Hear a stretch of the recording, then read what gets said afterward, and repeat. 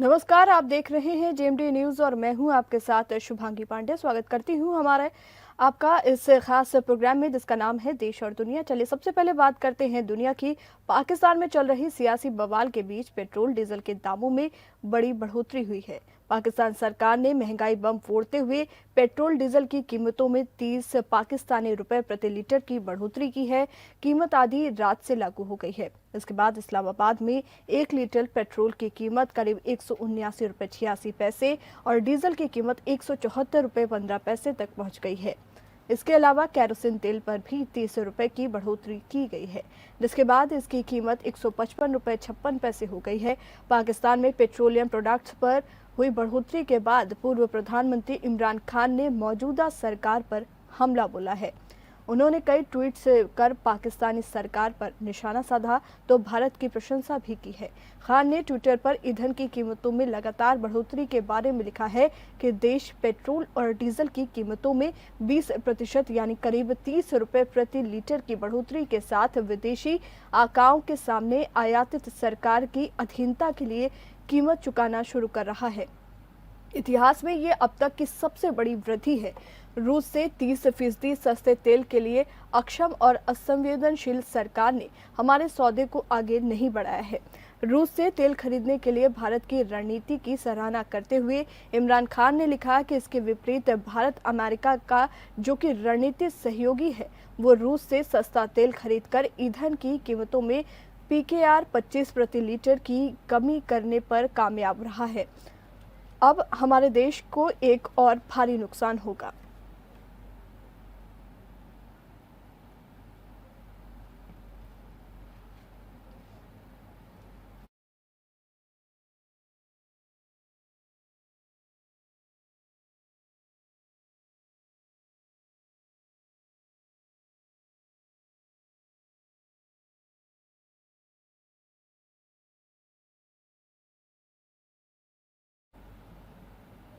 पाकिस्तान में पूर्व प्रधानमंत्री इमरान खान का लॉन्ग मार्च इस्लामाबाद में प्रवेश कर चुका है।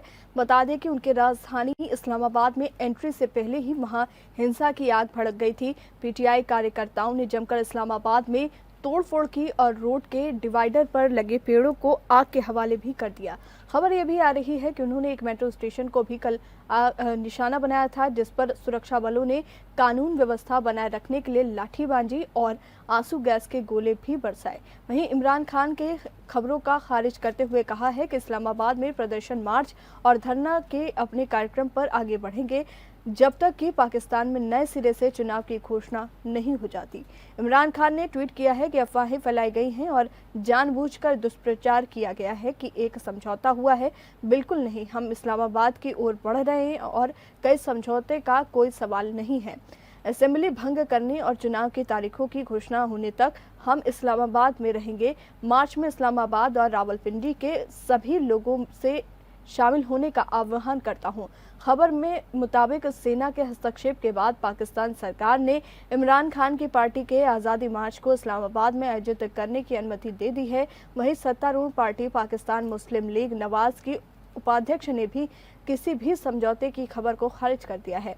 उन्होंने एक पत्रकार के ट्वीट का जवाब दिया कि पीटीआई नेताओं ने इस्लामाबाद में रैली करने की अनुमति देने पर अपना विरोध मार्च वापस लेने की पेशकश की है। मरियम नवाज ने ट्वीट किया है कि सही तथ्य ये है कि मार्च को विफल होते देख वो 2 दिनों से बच निकले थे और उनकी तलाश में थे। आज जब लॉन्ग मार्च बुरी तरह से विफल हो गया तो उन्होंने धरना देने के बजाय एक रैली का प्रस्ताव रखा। बता दें कि इमरान खान ने अपने समर्थकों से शांति बनाए रखने का आग्रह किया है और कहा है कि मार्च इस्लामाबाद के डी चौक पर रैली आयोजित करने की योजना के अनुसार आगे बढ़ेगा। जिस जगह रैली आयोजित की जाएगी वहां पास में कई महत्वपूर्ण सरकारी भवन स्थित हैं। सरकार ने लाहौर, रावलपिंडी, इस्लामाबाद और कराची समेत अन्य प्रमुख शहरों में बड़ी सभाओं पर प्रतिबंध लगाने के लिए धारा 144 लागू की है। लॉन्ग मार्च के कारण हुई हिंसा से कई शहरों में इंटरनेट भी बंद कर दिया गया है ताकि अफवाहों को बढ़ने से रोका जा सके।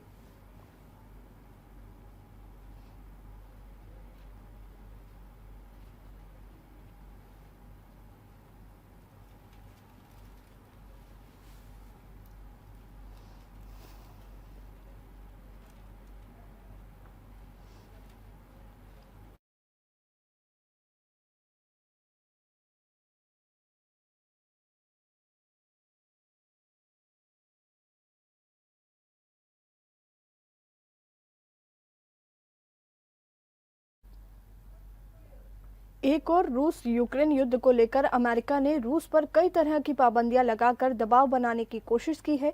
कई पक्षों में रूस की अर्थव्यवस्था पर भी बुरा असर पड़ा है।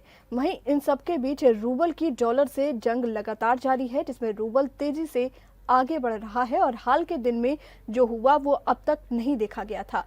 रूबल डॉलर के मुकाबले में मार्च 2018 के बाद से अब रूसी रूबल और अधिक मजबूत हुआ है, जिसका सबसे बड़ा कारण निर्यात केंद्रित कंपनियों द्वारा करों का भुगतान करने के लिए विदेशी मुद्रा बेचने और पूंजी नियंत्रण में थोड़ी ढील देना माना जा रहा है।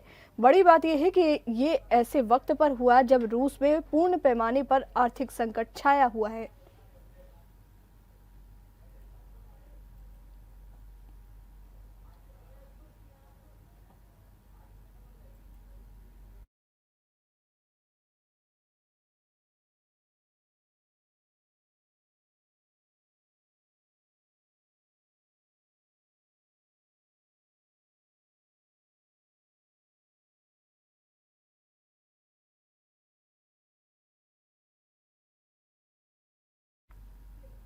अफगानिस्तान में भारतीय दूतावास को दोबारा खोलने की चर्चाएं हो रही हैं। वहीं भारत के साथ बातचीत के लिए एक तरफ जहां अमेरिका के 2 वरिष्ठ अधिकारी नई दिल्ली पहुंचे हैं, वहीं अफगानिस्तान के पूर्ववर्ती सरकारों के कुछ वरिष्ठ अधिकारी जैसे डॉक्टर अब्दुल्ला अब्दुल्ला भी यहां पर हैं। साथ ही उधर दुशांबे में अफगानिस्तान में शांति बहाली पर चीन, रूस, ईरान और मध्य एशियाई देशों के बीच एक महत्वपूर्ण बैठक भी होने वाली है, जिसकी अहमियत इस बात से समझी जा सकती है कि इसमें एनएसए अजीत डोभाल भी हिस्सा ले रहे हैं। बता दें कि संकेत इस बात के भी हैं कि अफगानिस्तान को लेकर भारत ने संयम दिखाने की जो रणनीति अपनाई थी, उसके सकारात्मक संकेत मिल रहे हैं। दूसरी तरफ पाकिस्तान और अफगानिस्तान के रिश्तों में भी कुछ तनाव साफ तौर पर दिख रहा है। अमेरिका के विशेष प्रतिनिधि अफगानिस्तान के लिए थॉमस वेस्ट ने एक दिन पहले ही भारत का दौरा किया और विदेश मंत्रालय के वरिष्ठ अधिकारियों से बातचीत की। वेस्ट ने बताया है कि उनके विदेश मंत्रालय में संयुक्त सचिव ईरान, अफगानिस्तान और पाकिस्तान जेपी सिंह के साथ मुलाकात हुई है, जिसमें भारत की तरफ से अफगान को दी जा रही मदद और दूसरे विषयों पर विमर्श हुआ है। उन्होंने अफगानिस्तान में मानवीय सेवाओं की क्षमता बढ़ाने के लिए भारत की तरफ से किए गए प्रयासों की भी सराहना की है।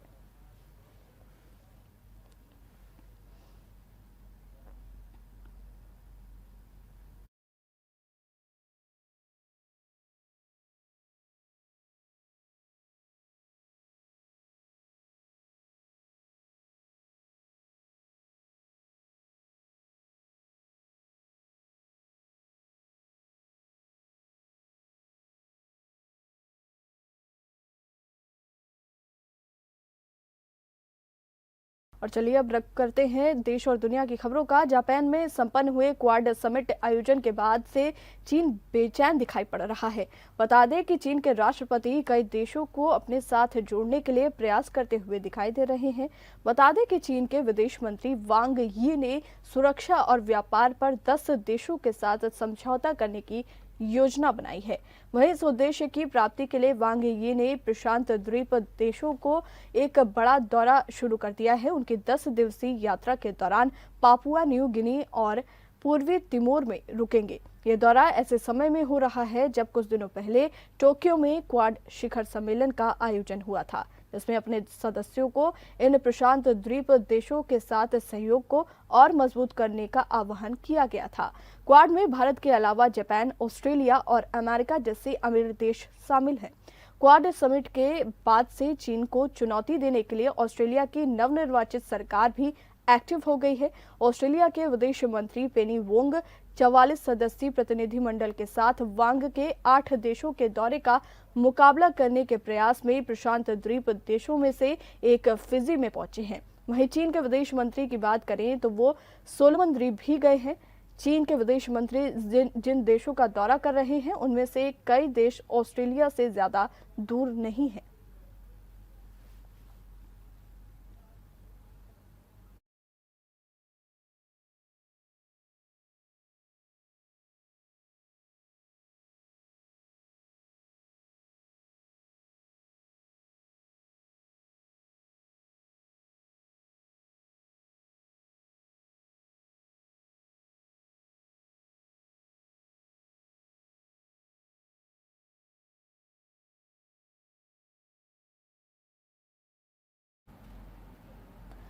अमेरिका के विदेश मंत्री एंटनी ब्लिंकन ने चीन पर वार करते हुए कहा है कि अंतर्राष्ट्रीय व्यवस्था के लिए चीन एक बड़ा खतरा है।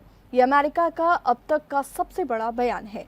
इसके साथ ही अमेरिकी विदेश मंत्री ने कहा है कि बाइडेन प्रशासन चीन के साथ शीत युद्ध नहीं चाहता है, लेकिन ये जरूर मानता है कि बीजिंग अंतर्राष्ट्रीय नियमों का पालन करे।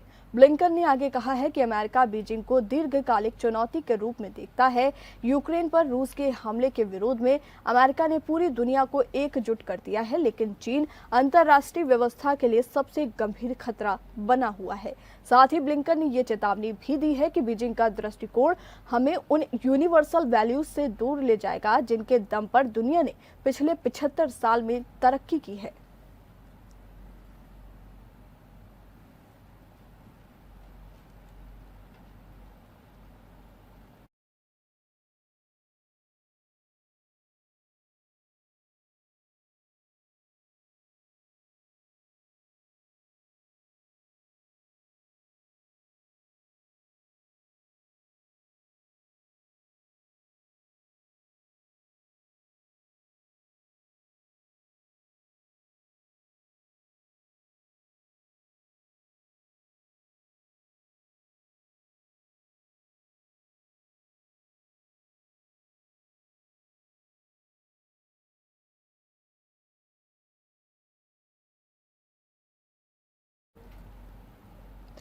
और अब बात भारत की। देश के पहले प्रधानमंत्री रहे जवाहरलाल नेहरू की आज 58वीं पुण्यतिथि है। इस मौके पर देश के तमाम नेताओं ने पूर्व पीएम को याद करते हुए श्रद्धांजलि अर्पित की है।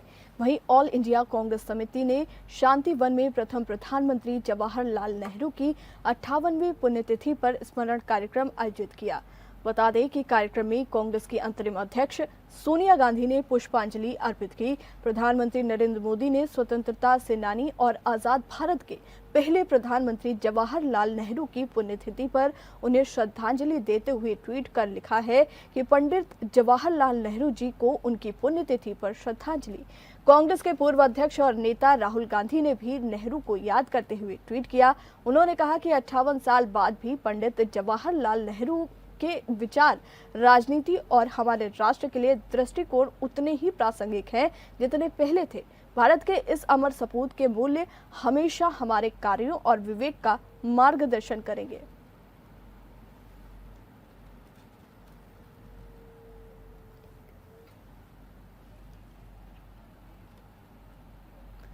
और यहाँ रुकते हैं एक छोटे से ब्रेक के लिए। ब्रेक के बाद भी खबरों का सिलसिला जारी रहेगा। ब्रेक के बाद स्वागत है आपका। बढ़ते हैं खबरों की ओर। प्रधानमंत्री नरेंद्र मोदी ने प्रगति मैदान में 2 दिवसीय भारत ड्रोन महोत्सव 2022 का उद्घाटन किया। पीएम मोदी ने इस दौरान संबोधित करते हुए कहा कि पहले की सरकारों के समय तकनीक को समस्या का हिस्सा समझा गया, उसको गरीब विरोधी साबित करने की कोशिशें हुई। इस कारण 2014 से पहले गवर्नेंस में टेक्नोलॉजी के उपयोग को लेकर उदासीनता का वातावरण रहा। इसका सबसे अधिक नुकसान गरीब, वंचितों, मिडिल क्लास को हुआ। आप सभी को भारत ड्रोन महोत्सव के आयोजन के लिए मैं बहुत बधाई देता हूं। आज इस ड्रोन प्रदर्शनी से मैं काफी प्रभावित हुआ हूं। मेरे लिए आज बहुत सुखद अनुभव है। जिन जिन स्टॉल में मैं आज गया वहां सभी लोग बहुत गर्व से कहते हैं कि ये मेक इन इंडिया है। और क्या कुछ कहा पीएम मोदी ने, आइए आपको सुनवाते हैं। तो जिस तरीके से आज आपको बता दें कि एक आयोजन किया गया दिल्ली में, और एक बहुत ही भव्य आयोजन था जिसमें कई केंद्रीय मंत्रियों ने हिस्सा लिया। आपको बता दें कि नागरिक उड्डयन मंत्री ज्योतिरादित्य सिंधिया ने भी इसमें हिस्सा लिया और पीएम मोदी ने भी हिस्सा लिया। इसके साथ ही आज ड्रोन के विषय में इस पर चर्चा हुई और लगातार कई महत्वपूर्ण बातों पर एक रुख रखा गया सरकार की ओर से। केंद्रीय मंत्रिमंडल के मेरे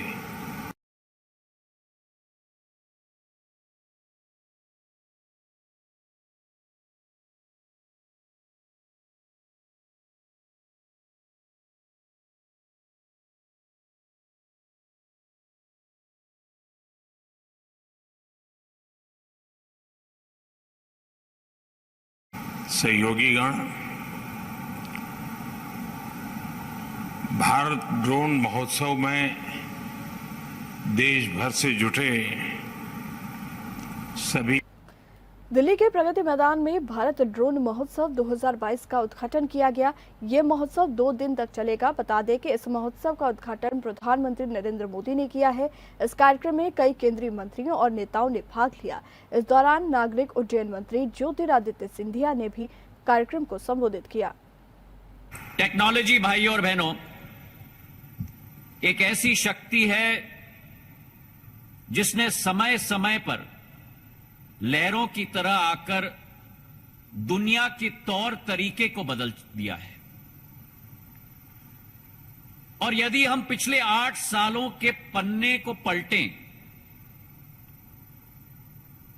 तो टेक्नोलॉजी क्षेत्र में जो एक परिवर्तन आया है, टेक्नोलॉजी के क्षेत्र में जो भारत सदैव एक फॉलोअर होता था, आज भारत एक लीडर के रूप में परिवर्तित हो चुका है। नेतृत्व करने की क्षमता भारत की हो चुकी है।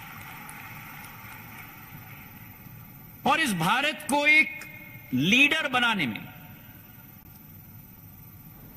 प्रधान हिंदूवादी संगठन महाराणा प्रताप सेना ने अजमेर स्थित हजरत मोइनुद्दीन चिश्ती की दरगाह पूर्व में मंदिर होने का दावा करते हुए भारतीय पुरातत्व सर्वेक्षण विभाग से सर्वे करवाने की मांग की है। महाराणा प्रताप सेना के राज्यवर्धन सिंह परमार ने दावा किया है कि दरगाह के दीवारों और खिड़कियों में हिंदू धर्म से संबंधित चिन्ह पाए गए हैं। परमार ने कहा है कि उनकी मांग है कि एएसआई द्वारा दरगाह का सर्वे कराया जाए। वहीं दरगाह की खादिमों की कमेटी ने दावा किया है और इसको खारिज किया है और कहा है कि वहां इस तरह का कोई चिन्ह नहीं है। परमार ने संवाददाताओं से बातचीत में कहा है कि ख्वाजा गरीब नवाज की दरगाह पूर्व में एक प्राचीन मंदिर थी जिसका उसकी दीवारों और खिड़कियों पर स्वास्तिक के चिन्ह है। हमारी मांग है कि दरगाह की एएसआई से सर्वे कराया जाए। खादिम कमेटी अंजुमन सैयद जादगान के अध्यक्ष मोइनुद्दीन चिश्ती ने कहा है कि दावा निराधार है क्योंकि दरगाह में इस तरह के कोई चिन्ह नहीं है। उन्होंने कहा कि दोनों समाज हिंदू और मुस्लिम के करोड़ों लोग दरगाह में आते हैं। उन्होंने कहा कि मैं पूरी जिम्मेदारी से कह रहा हूं कि दरगाह में कहीं भी स्वास्तिक चिन्ह नहीं है। दरगाह 850 वर्ष से ज्यादा पुरानी है और इस तरह का कोई प्रश्न आज तक नहीं उठा है। आज देश में एक विशेष तरह का माहौल है जो पहले कभी नहीं था। उन्होंने कहा कि ख्वाजा मोइनुद्दीन चिश्ती की दरगाह पर सवाल उठाने का मतलब उन करोड़ों लोगों की भावनाओं को ठेस पहुंचाना है जो अपने अपने धर्म को मानने वाले हैं और यहां आते हैं। चिश्ती ने कहा है कि ऐसे सभी तत्वों को जवाब देना सरकार का काम है। कमेटी के सचिव वाहिद हुसैन चिश्ती ने कहा कि यह सांप्रदायिक सौहार्द बिगाड़ने की कोशिश है।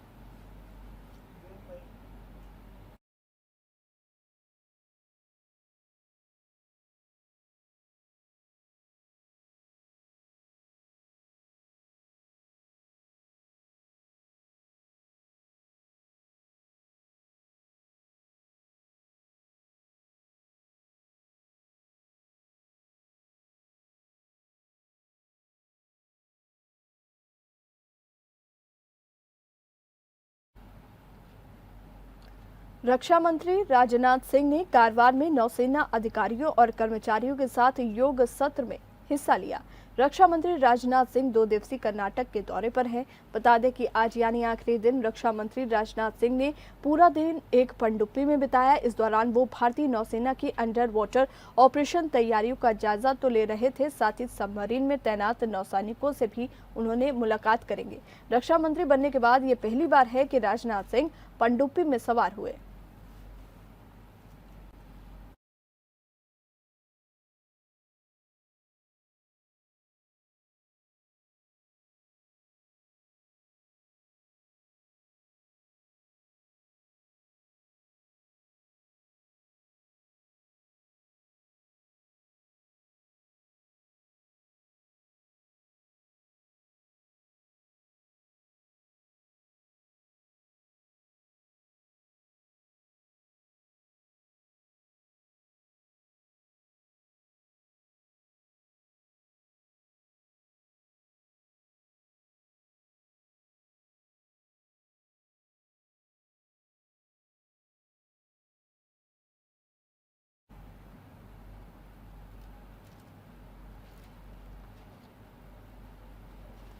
वैसे तो भारतीय थल सेना की कोबरा बटालियन के जवानों की गिनती सबसे घातक बटालियन के जवानों के रूप में होती है। इनकी बहादुरी के किस्से लगभग हर रोज सुनने को मिलते हैं। आज भी कोबरा बटालियन का एक वीडियो काफी चर्चा में है, लेकिन किसी और वजह से। दरअसल छत्तीसगढ़ के सुकमा में एक गांव है जिसका नाम है मिनपा। यहाँ एक शादी समारोह का आयोजन था जिसमें कोबरा 206 बटालियन के जवानों को न्योता दिया गया था। इसी दौरान वहां पे पारंपरिक छत्तीसगढ़ी अंदाज में स्थानीय लोगों ने डांस किया। यही नहीं, बटालियन के जवानों ने भी इसमें हिस्सा लिया और स्थानीय लोगों के साथ उनके गीतों पर कदम से कदम मिलाकर थिरकते नजर आए।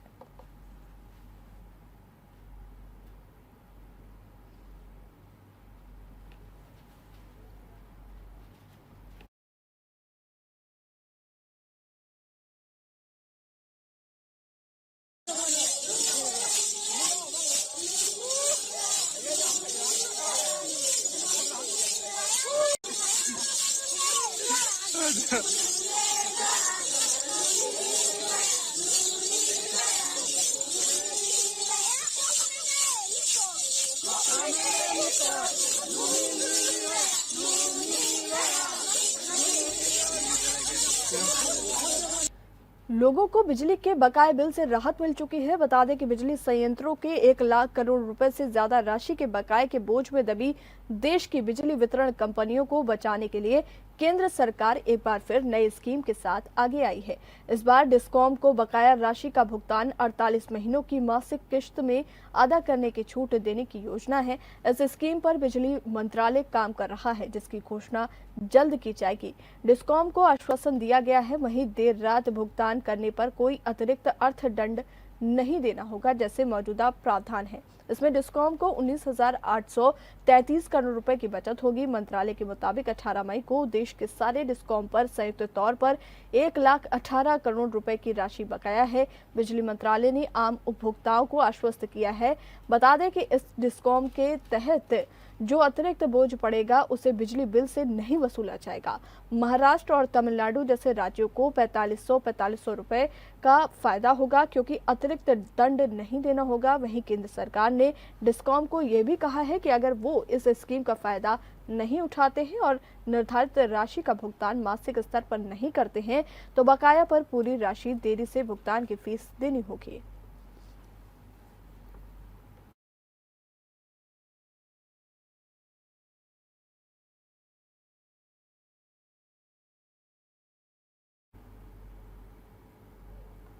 और अब बात उत्तर प्रदेश की। उत्तर प्रदेश की 11 राज्यसभा सीटों पर 10 जून को चुनाव होना है। बताया जा रहा है कि यूपी बीजेपी ने इन सीटों के लिए 21 नामों को तय किया है। इन्हें केंद्रीय नेतृत्व को भेज दिया गया है। नामों पर आखिरी मुहर केंद्रीय नेतृत्व द्वारा ही लगाई जाएगी। बताया जा रहा है कि बीजेपी राज्यसभा की एक भी सीट अपनी सहयोगी पार्टियों को देने के मूड में नहीं है। सभी सीटों पर बीजेपी ने अपने ही नेताओं को भेजने का फैसला किया है। दरअसल बीजेपी ने अपना दल और निषाद पार्टी के साथ मिलकर विधानसभा चुनाव लड़ा था। अनुप्रिया पटेल ने राज्यसभा के लिए एक सीट की मांग भी की थी। सूत्रों के मुताबिक जो 21 नाम भेजे गए हैं उनमें सहयोगी दलों के किसी नेता का नाम नहीं है। बताया जा रहा है कि यूपी बीजेपी की ओर से जो 21 नाम भेजे गए हैं उनमें संजय सेठ, जयप्रकाश जफर इस्लाम, नरेश अग्रवाल, प्रियंका रावत, शिव प्रताप शुक्ला, सुरेंद्र नागर के नाम शामिल हैं। बता दें कि राज्यसभा चुनाव में नामांकन की आखिरी तारीख 31 मई है। जैसा कि यूपी में 11 राज्यसभा सांसदों का कार्यकाल पूरा हो रहा है, उनमें से बीजेपी के 5, सपा के 3, बसपा के 2 और कांग्रेस का 1 सांसद है। विधानसभा चुनाव में बीजेपी गठबंधन ने 273 सीटें जीती हैं, जबकि सपा गठबंधन के पास 125 विधायक हैं। इसके अलावा कांग्रेस के पास 2, बसपा के पास 1 और राजा भैया के पास 2 विधायक हैं। यूपी विधानसभा में कुल 403 सीटें हैं। ऐसे में एक सीट जीतने के लिए 37 विधायकों के वोट की जरूरत है। बीजेपी का 11 में 7 पर जीतना लगभग तय माना जा रहा है। सपा गठबंधन भी 3 सीटों पर आसानी से जीत सकती है। पेंच सिर्फ एक सीट पर फंसने के आसार हैं। 11वीं सीट के लिए बीजेपी और सपा के पास 14 अतिरिक्त विधायक बचेंगे। ऐसे में क्रॉस वोटिंग, सेंधमारी और निर्दलीय विधायकों के सहारे 11वीं सीट पर जीत हासिल की जाएगी।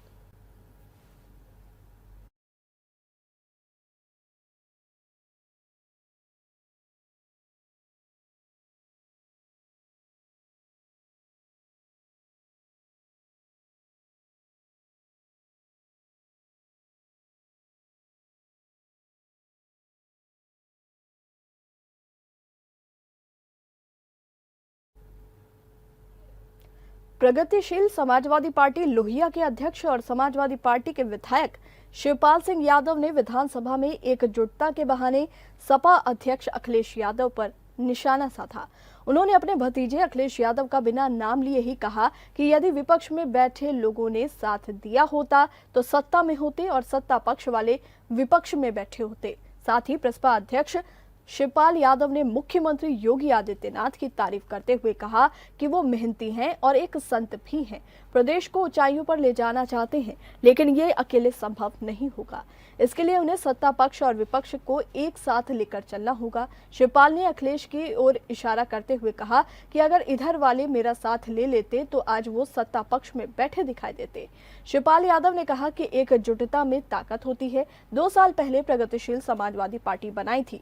करीब 100 प्रत्याशियों को विधानसभा चुनाव में उतारने की तैयारी थी।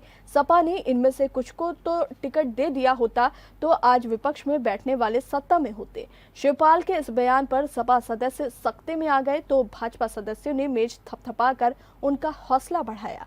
शिवपाल सिंह यादव ने कहा कि आप मुफ्त राशन दीजिए, लेकिन इतना भी मत दीजिए कि लाभार्थी आलसी हो जाएं और काम धंधा ही छोड़ दें। बुजुर्गों की मदद कीजिए, लेकिन नौजवानों को आलसी मत बनाइए। अधिकारियों की कार्यप्रणाली का जिक्र करते हुए कहा कि नौकरशाह आंकड़ों में उलझा देते हैं। विधायकों की जनता के प्रति जवाबदेही होती है।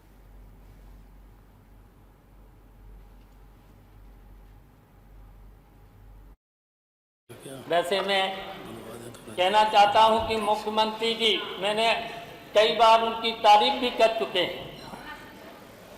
मैंने कहा कि मुख्यमंत्री उत्तर प्रदेश के ईमानदार हैं, मेहनती हैं और मेहनत के साथ साथ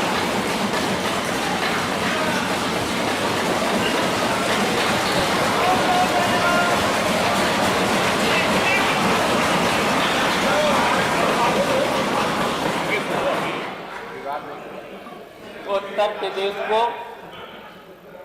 ऊंचाइयों तक ले जाना चाहते हैं।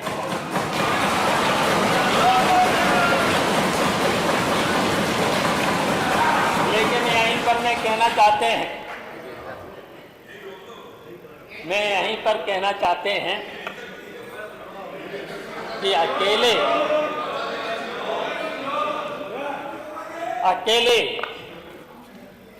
उत्तर प्रदेश जिन उन ऊंचाइयों पर पहुंचाना चाहते हैं, नहीं पहुंचाया जा सकता है।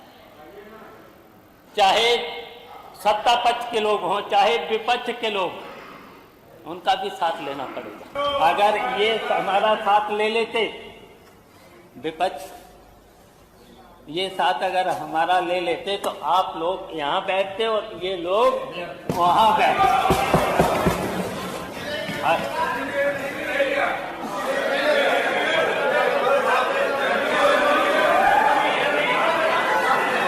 सुन लीजिए। तो ये तो उदाहरण इसलिए देना चाहते हैं, इसलिए हम उदाहरण देना चाहते हैं। ये सही है कि मैंने पार्टी बनाई थी, अपनी प्रगतिशील समाजवादी पार्टी बनाई थी और मैंने तैयारी भी की थी। मैंने 100 प्रत्याशी 2 साल पहले घोषित भी किए थे। अगर ये 100 प्रत्याशियों को, हमारे 100 प्रत्याशियों को अगर टिकट दे देते तो ये ही वहां बैठते, लेकिन नहीं दिया तो उसकी वजह से यहाँ बैठे।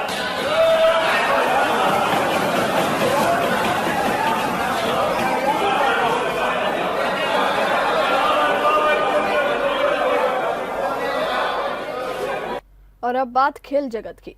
पंजाब किंग्स आईपीएल के प्लेऑफ में क्वालिफाई नहीं कर पाए। भारतीय क्रिकेटर शिखर धवन इसी टीम का हिस्सा थे। बता दें कि टूर्नामेंट खत्म होने के बाद जब वो घर पहुंचे तो उनके पिता ने धवन पर पहले तो झापड़ मारा और फिर जमीन पर गिराकर लातों की बरसात कर दी। वहीं धवन ने अपनी आपबीती का वीडियो सोशल मीडिया पर शेयर किया है। वैसे इतना ज्यादा घबराने की जरूरत नहीं है, क्योंकि ये सब कुछ मजाक में चल रहा था। दरअसल शिखर धवन ने जो वीडियो शेयर किया है वो सिर्फ फन का एक हिस्सा है, जिसमें उनके पूरे परिवार ने एक्टिंग की है। घर के सभी लोग अलग अलग आकर्षक अंदाज में अपना किरदार निभा रहे हैं। वहीं 9 जून से शुरू होने जा रही इस घरेलू सीरीज में शिखर धवन को टीम इंडिया में जगह नहीं मिली है। इस खबर ने हर किसी को हैरान कर दिया है, क्योंकि चर्चा थी कि उन्हें कप्तान बनाया जाएगा, लेकिन केएल राहुल को टीम का नेतृत्व करने की जिम्मेदारी दी गई है। शिखर श्रीलंका के खिलाफ टीम के कप्तान थे। उस वक्त राहुल द्रविड़ भी टीम के कोच बनकर साथ गए थे। टेस्ट टीम से पहले ही बाहर चल रहे धवन अब वनडे के बाद T20 से भी बाहर हो गए हैं।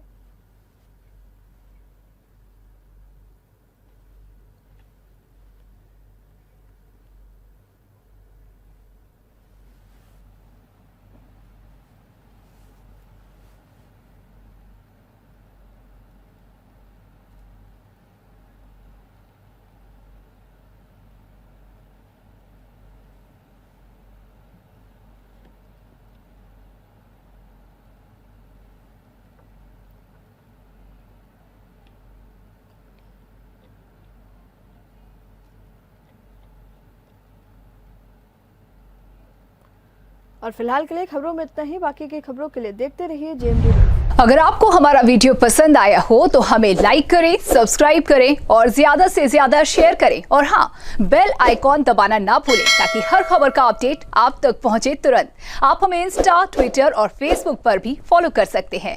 हमारी ID है @JMD News Flash।